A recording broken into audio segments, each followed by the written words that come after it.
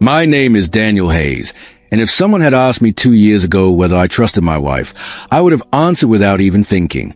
Olivia was my whole world. We had been married for 4 years and lived in a beautiful 2-story house near the quiet streets outside Manchester. The house had large glass windows, soft grey walls, and a small backyard filled with flowers Olivia planted herself. I spent nearly $620,000 buying that home after years of difficult construction work across Europe and America. Every corner of that house carried memories of us laughing, cooking together, and planning the future we once dreamed about.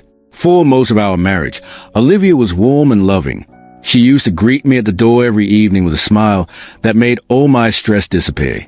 Some nights we stayed awake until midnight talking about children, vacations, and the life we wanted to build together. I truly believed nothing could come between us. But everything started changing after I returned from a 6-month construction project in Chicago. The moment I walked through our front door, I noticed something strange in her eyes. She smiled at me, but it did not feel real anymore. It was the kind of smile people give when they are hiding something painful inside. At first, I blamed the distance between us. 6 months away from home could change anyone. I thought maybe she simply needed time to feel close to me again. But as the weeks passed, her behavior became colder. Olivia stopped sitting beside me during dinner. She spent hours locked inside the bedroom with her phone in her hand. Whenever I touched her arm or tried to kiss her, she gently pushed me away and whispered the same excuse every time. "I'm tired, Daniel." Those words slowly became a wall between us. The nights were the worst. Olivia would lie on the far edge of the bed facing the wall, while I stared at the ceiling unable to sleep. Sometimes I listened to the sound of her phone vibrating softly in the darkness. She always picked it up immediately and lowered the brightness so I could not see the screen. My mind filled with questions I was too afraid to ask. I kept telling myself I was overthinking, that marriages go through difficult moments, that love does not disappear overnight. But deep inside, I felt something breaking.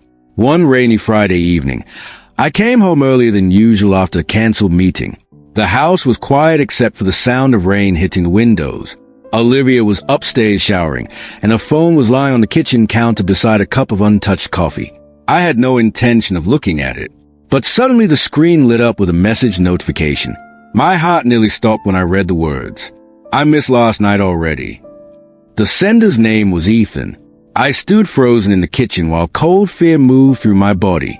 A few seconds later, Olivia walked downstairs and immediately saw the phone in my hand. The color disappeared from her face, and for the first time since our marriage began, silence felt more frightening than any argument.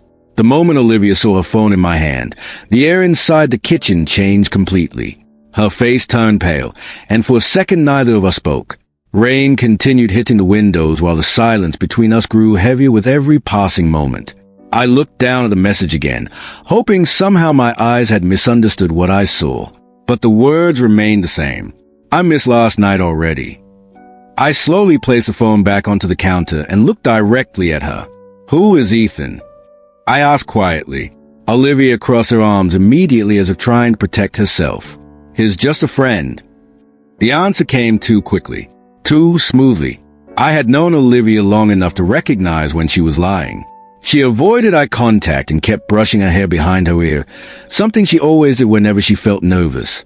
My chest felt tight, but I tried to stay calm. What kind of friend sends messages like that to a married woman? I asked. She looked away. "You're making this bigger than it is." That sentence hurt more than I expected.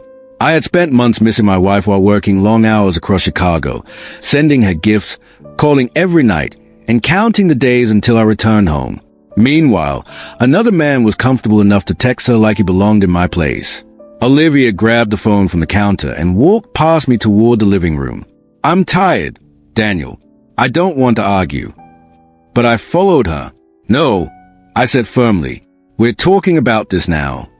She stopped near the fireplace and finally looked at me with frustration in her eyes. "Nothing happened." "Then why are you hiding everything?" "I'm not hiding anything." Her voice echoed through the house, but even then she refused to explain the message. That was the moment I realized something inside our marriage had already started dying. People who have nothing to hide do not panic over simple questions. That night we ate dinner in silence. The sound of forks touching plates was the only noise inside the room. Olivia barely touched her food, and every few minutes she checked her phone under the table. I noticed it every single time. My appetite disappeared completely. After dinner, she went upstairs early without saying goodnight. I stayed alone in the kitchen for almost an hour staring at the empty chair across from me. The house suddenly felt unfamiliar, like I was visiting someone else's life. My thoughts became darker with every passing minute. Part of me wanted to believe her, but another part already knew the truth before I was ready to admit it. Over the next few weeks, things became worse. Olivia started leaving the house more often. Sometimes she said she was shopping. Other times she claimed she was meeting friends from work. But her stories never stayed consistent. One evening she told me she was having dinner with a co-worker named Sophie, yet later that night I saw no messages from Sophie on her phone screen when it lit up beside her purse. Small details began exposing her lies. She started wearing expensive perfume again after months of ignoring makeup and fashion completely. She smiled at her phone more than she smiled at me. Sometimes she disappeared into another room just to answer calls in private. And every time I entered unexpectedly, she acted startled. I stopped sleeping properly. Every night I lay awake beside her, listening to the quiet sound of her breathing while questions destroyed my peace.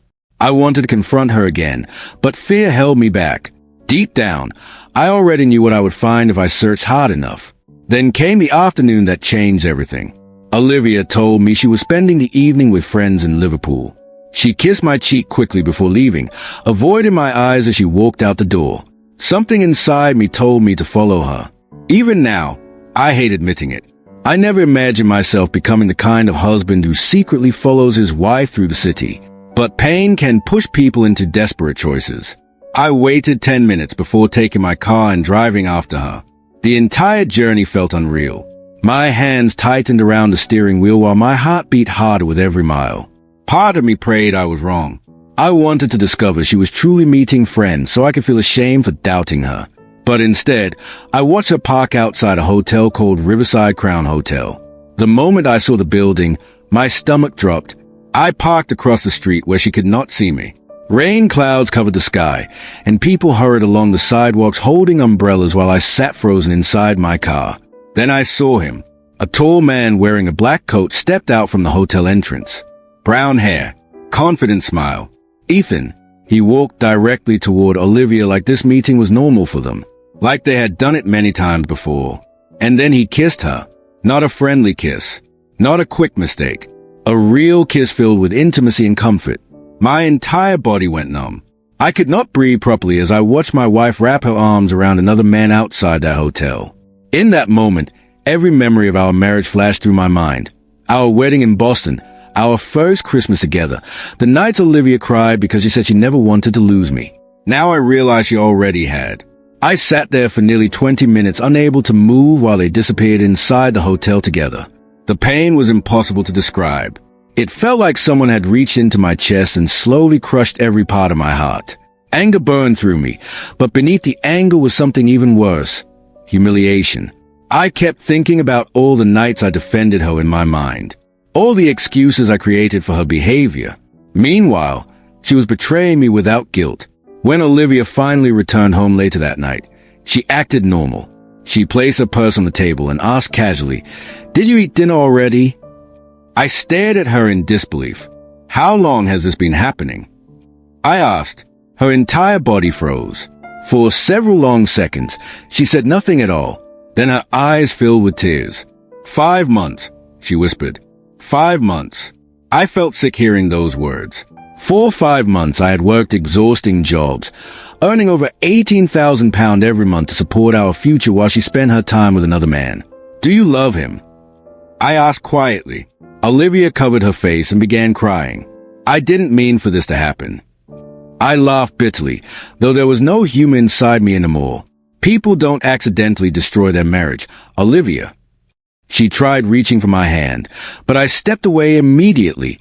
That was the first night I slept in the guest room downstairs.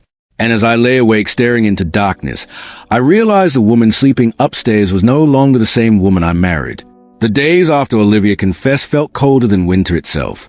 Even though we still lived under the same roof near Manchester, it no longer felt like a home. It felt like two strangers trapped inside the same building, carrying memories neither of them could escape. I stayed in the guest room downstairs while Olivia remained in our bedroom upstairs. Sometimes we passed each other in the hallway without speaking. Other times she looked at me as if she wanted to say something, but the words never came out. At first, I believed anger would make things easier. I thought betrayal would kill every feeling I had for her. But the truth was far more painful. Even after discovering everything, part of me still loved Olivia. That was the cruelest part of it all. Love does not disappear the moment trust is broken. Instead, it stays alive long enough to torture you. For nearly 2 weeks, our conversations remained short and empty. She apologized constantly, but every apology sounded weaker than the last. Nothing she said could erase the image of her kissing Ethan outside their hotel in Liverpool. That memory replayed inside my head every single night. Then suddenly, Olivia changed again. One morning I woke up and found breakfast waiting for me on the kitchen table. Eggs, toast, black coffee, exactly how I liked it. Olivia stood near the counter wearing a soft gray sweater I had bought her during a trip to New York City 2 years earlier. "I thought you might be hungry," she said quietly. I looked at the food without answering. The old Olivia had returned overnight. Or at least, that was what she wanted me to believe. Over the next several days, she became unusually kind. She cleaned the house constantly, cooked dinner every evening, and tried starting conversations about normal things like movies, weather, or wake. One night she even sat beside me on the couch while I watched television. For months she had barely touched me. Now suddenly she rested her head gently against my shoulder. Every part of it felt unnatural. I wanted to believe she regretted everything. I wanted to believe our marriage still had a chance to survive somehow. But deep inside, another voice warned me not to trust her so easily anymore. One Friday evening, Olivia entered the living room carrying 2 cups of coffee. Rain tapped softly against the windows while the fire burned quietly nearby. She sat beside me and remained silent for almost a minute before speaking. "Daniel," she whispered, "I want us to try for a baby." The words hit me like ice water. For nearly a year, Olivia refused every conversation about children. Whenever I mentioned starting a family, she always said she wasn't ready yet. Sometimes she even became irritated whenever I brought up the subject. Yet now, after everything that happened, she suddenly wanted a child. I slowly turned toward her. "Why now?" Tears instantly filled her eyes. "Because I don't want to lose us." I stared at her face, searching for honesty, but my instinct screamed that something was wrong. The timing made no sense. Nothing about this sudden change felt real. That night I barely slept. Questions moved endlessly through my mind. Why would she suddenly want a baby after months of rejecting intimacy? Why was she trying so desperately to repair our relationship now? The next morning, Olivia left early to buy groceries. While searching the bathroom cabinet for headache medicine, I accidentally knocked over a small makeup bag hidden behind some towels. Something fell onto the floor. A pregnancy test. My heartbeat stopped. Slowly, I picked it up with trembling hands. Positive. For several seconds, I simply stood there staring at the result while my mind struggled to understand what I was seeing. Then reality hit me all at once. Olivia was pregnant. And deep down, I already knew the child was probably not mine. I sat on the edge of the bathtub, trying to breathe normally while fear and anger crashed through me together. Every strange moment over the past week suddenly made sense. Her sudden kindness, the talk about having a baby, the desperate attempts to reconnect with me. She was trying to protect herself, trying to make me believe the child belonged to me. An hour later, Olivia returned home carrying shopping bags. The moment she walked into the kitchen, she noticed a pregnancy test sitting on the table beside me. The color disappeared from her face instantly. Neither of us spoke at first. Finally, I looked up at her and asked a question that had already destroyed me inside. "How long have you known?" Her hands started shaking. The grocery bag slipped from her fingers onto the floor. "Daniel," she whispered. "How long?" Tears rolled down her cheeks almost immediately. "A few days." I felt rage building inside my chest. "And you were going to let me believe it was mine." She collapsed into a chair, crying uncontrollably. "I was scared." "That's your explanation." I shouted. "You betrayed me for months, get pregnant by another man, and your solution is to trap me into raising his child." Olivia covered her face with both hands. "It happened only once without protection." I laughed bitterly. That's supposed to make this better. She continued crying while I stood there feeling like my entire life had turned into something unrecognizable. The woman I once trusted more than anyone had lied to me so deeply that I no longer knew which memories were real anymore. Does Ethan know? I asked coldly. She nodded slowly. And what did he say? Olivia lowered her eyes toward the floor. That silence gave me the answer. He had abandoned her. Suddenly everything became clear. Ethan was never planning a future with her. While I spent years building a stable life and earning over £18,000 each month to support our marriage, he only wanted excitement without responsibility. And now Olivia was alone with the consequences. I grabbed my coat and headed toward the front door. "Daniel, please don't leave," she cried behind me. But I could not stay inside that house another second. Outside, the cold night air hit my face as I walked aimlessly through the quiet streets. The city lights blurred through my tears while one painful truth repeated itself inside my mind again and again. The woman I loved no longer existed.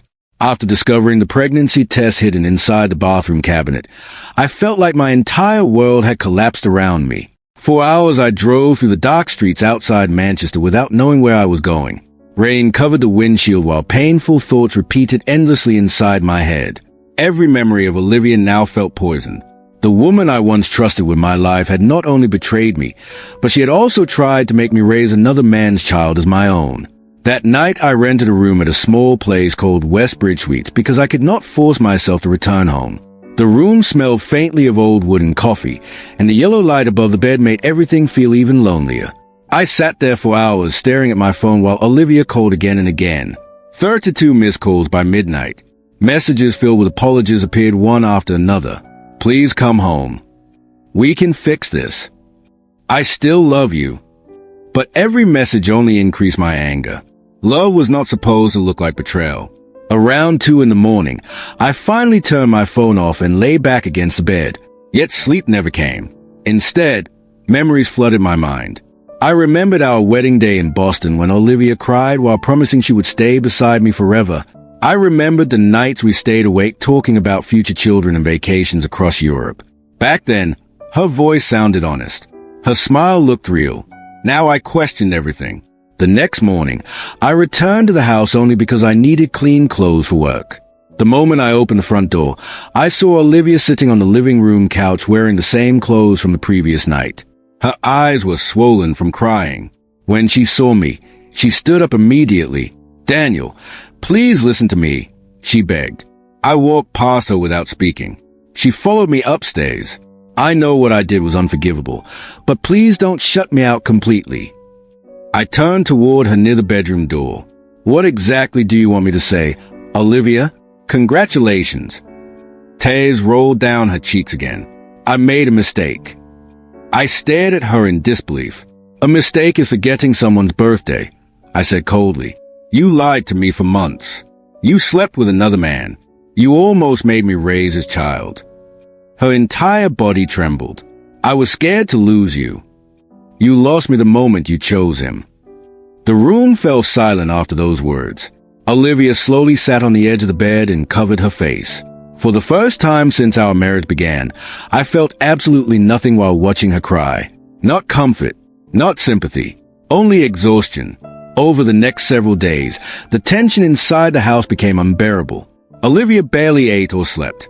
Sometimes I heard her crying quietly in the bedroom late at night while I stayed downstairs in the guest room. She tried speaking to me every day, but our conversations always ended in silence or arguments. One evening, while I was sitting alone in the kitchen, she placed a folder carefully onto the table in front of me. "What is this?" I asked. "My medical appointment papers," she whispered. I looked at her without understanding. "I'm ending the pregnancy." For a moment, I forgot how to breathe. Olivia sat across from me with tears filling her eyes again. "I know this baby would never fix anything, and I know you'll never trust me again." The kitchen suddenly felt painfully quiet. Part of me expected relief after hearing those words. But instead, I only felt empty. Nothing could erase what had already happened. "Does Ethan know?" I asked. She shook her head slowly. He stopped answering my calls. I looked away toward the dark kitchen window. Somehow, that detail did not surprise me at all. Men like Ethan enjoyed secret relationships, expensive hotels, and excitement, but responsibility was different. He told me he loved me, Olivia whispered softly. I laughed bitterly. If he loved you, he wouldn't disappear the moment things became difficult. Her face collapsed completely after hearing that. For several minutes, neither of us spoke. Then quietly, almost like a child admitting guilt, Olivia asked, "Did you ever really love me, Daniel?" The question hurt more than I expected. I looked at her carefully before answering. I loved you enough to give you everything I had. And it was true. I worked exhausting jobs across America and Europe, so we could build a stable future together. I spent years earning more than £18,000 every month because I wanted Olivia to have comfort, security, and peace. I bought her gifts during every trip, remembered every important date, and stood beside her during difficult moments. Yet somehow, none of it had been enough. Late that night, after Olivia went upstairs, I sat alone in the living room thinking about everything our marriage had become. The fireplace crackled softly while rain touched the windows again, just like the night I first discovered Ethan's message. Back then, part of me still believed we could survive the truth. Now I understood something painful. Trust does not break loudly all at once. It breaks quietly, little by little, until one day there is nothing left to save. And as I sat there alone in the darkness of our once happy home, I realized our marriage had already ended long before I discovered the betrayal.